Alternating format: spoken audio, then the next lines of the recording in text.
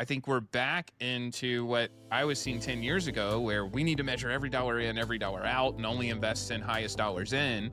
And I actually think most are undervaluing the importance of brand. But I'd love to get your perspective on brand versus demand and perfect attribution with where you sit today and with your background, because I think you're seeing both sides, like what's helping the sales team and also the pain that marketers are feeling and trying to invest in things to grow the brand while also making sure that we're running pure ROI programs.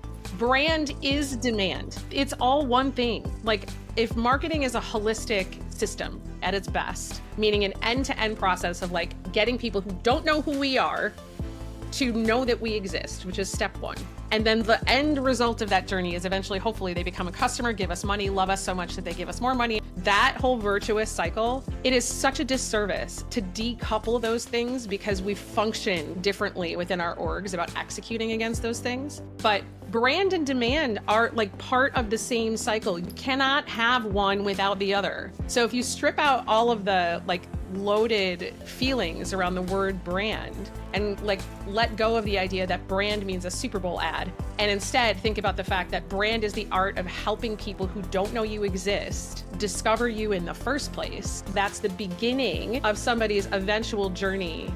You can't do this. We only care about ROI focused stuff. All you're doing is saying that the time horizon is broader. But ultimately, that lead you're capturing is still the result of brand marketing you did somewhere. That person learned about you in the first place somehow, came to believe that you were worthy of consideration somehow. And then eventually, all the way down, you finally got to like a moment on a pixel that you could track. And we delude ourselves into believing that that's super high ROI because like we spent $15 on an ad, we got a click, somebody bought a $20,000 contract. So we give that attribution to that click, when in reality, there was so much like ambient influence happening around that process to get people to ever care that you existed in the first place. If you're buying a software product, you're making a mental list in your head on day one.